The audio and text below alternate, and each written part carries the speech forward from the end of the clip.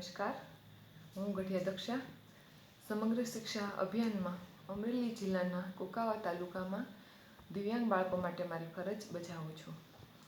આજનો મારો વિષય છે સેરિબ્રલ પાલ્સીના કારણો, લક્ષણો અને પ્રકારોની સમજ. આપને થશે કે સેરિબ્રલ પાલ્સી એટલે શું? સીપી એટલે મગજનો લકવો. તે રોગ નથી, પરંતુ અપૂરતા વિકાસને કારણે મગજનું નુકસાન થવાને કારણે કાયમી શરીરના અંગોના હલનચલનને કે યોગ્ય સ્થિતિ અંગેની તકલીફ છે.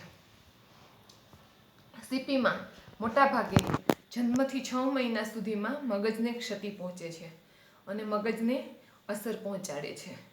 મગજને અંદર જે કોશિકા હોય છે તે મરી જાય છે અને ફરીથી તે જીવિત થતી નથી. અને મગજના જે ભાગમાં તે કોશિકાઓ ડેમેજ થાય છે તેને સંબંધિત અવયવોને નો વિકાસ ધીમો થાય છે. સીપી આનુવંશિક નથી. તે સ્થિતિ જ્યાં છે ત્યાં જ રહે છે. તે ઉંમર સાથે વધતી નથી. આપણે હવે સીપીના કારણો જોશું.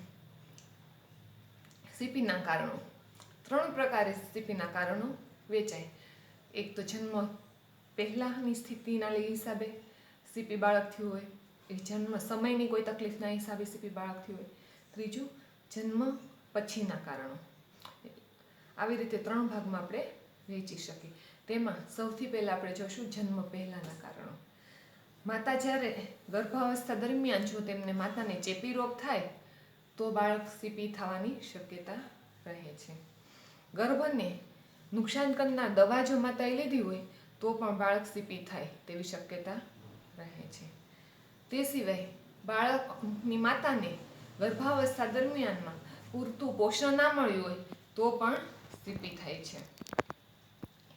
ઘણીવાર એવું બને છે કે ગર્ભાવસ્થા દરમિયાન એક્સરે લેવો પડે છે, તો એ એક્સરેની અસરના હિસાબે પણ બાળક સીપી થાય છે.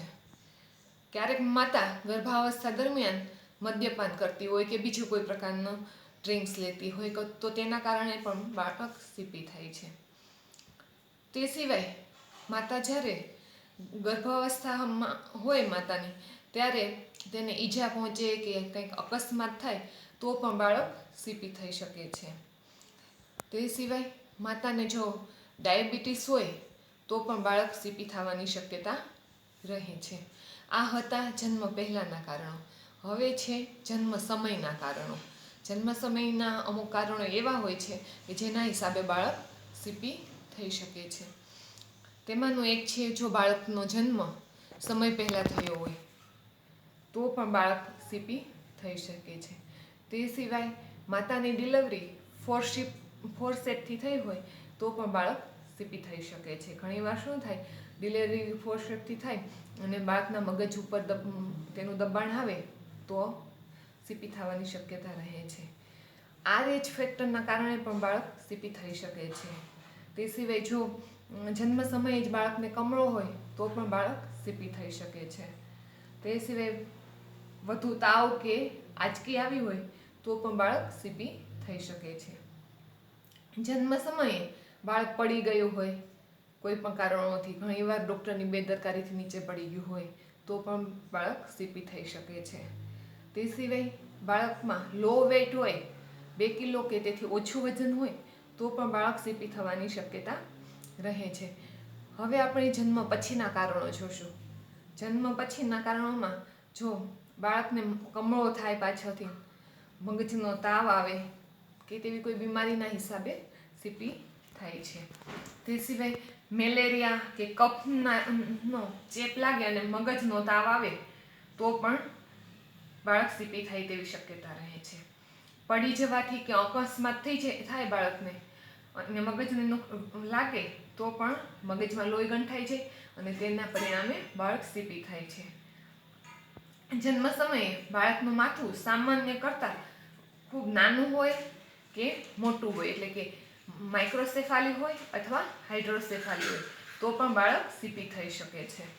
હવે આપણે બાળકના લક્ષણો જોશું. સીપી બાળક હોય તેને કયા કયા લક્ષણો હોય તે જોશું.